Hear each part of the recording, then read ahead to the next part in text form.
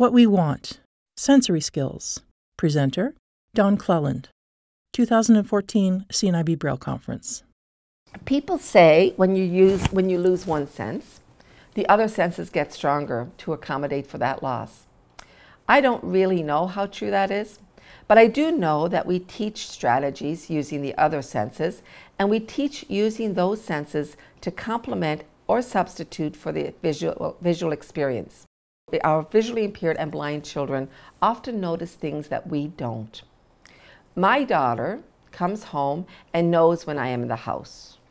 She tells me she senses my presence. Sometimes I'll remain super quiet to kind of see how that all works. And if she comes in the house and goes straight to her room, she misses me. But if she walks past the room I'm occupying, and you got to remember I'm super quiet and still, she will stop and just for a millisecond, and then she'll turn and she'll say, "Hi, Mom." And I'll be like, I don't know. I say, like, "How did you know I was there?" And she says, I could feel you. And now I don't know if I emanate an enormous amount of heat or if I really smell funky, or maybe I breathe differently, because they do pick up on the sound of your breathing, and we all sound differently when we breathe. I don't know what it is, but she knows I'm there. I actually said, "Hey, listen, I thought you were blind." And she's, "Nah, I've been faking it." Our children are so in tune with using what they know in their environment to enable their independence and mobility, they can actually appear to see. When I hear stories in the educational system about children who operate as if they have more sight than they do, I think of my totally blind daughter, knowing things without seeing them. Please do not be fooled by that. Please do not assume that they do not need to learn Braille because they manage to navigate in the hallway with minimal assistance.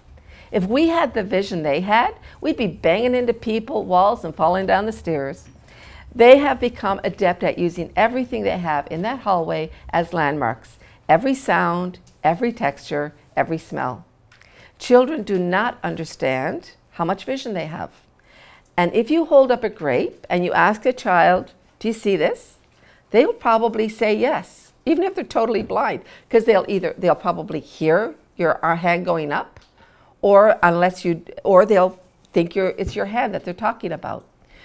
So be aware that they really don't know what, unless they're totally blind and they have been told they're blind, and they relate movement not to vision.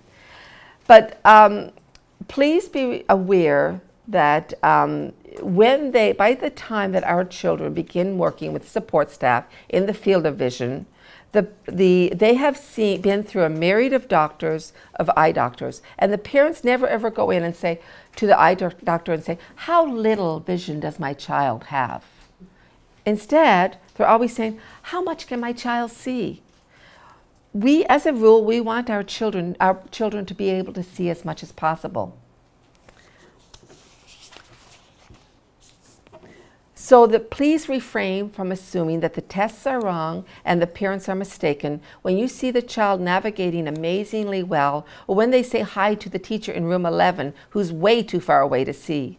Chances are that room 11 teacher has said hi to that child on that trip for weeks now, and they have become part of one of the landmarks that the child uses. So they know that room 11 teacher Mrs. Peters is always in room 11 when they walk by. So they'll say, "Hi, Mrs. Peters," and walk on, because we've taught them to turn their head to say hi as they're going on. So please be aware that things that you might think that they're seeing, they aren't necessarily seeing. Also, for eye tests, remember that word tests? What do we do for tests? We study for them. So eye tests are always the same. Our children have fantastic mapping skills for the most part, because they really depend on it. And a lot of times children will memorize eye tests, what letter comes next, because they're always consistent. So if a child does significantly well on eye tests, please, and nothing has changed in their vision, please remember that probably the child has memorized the test.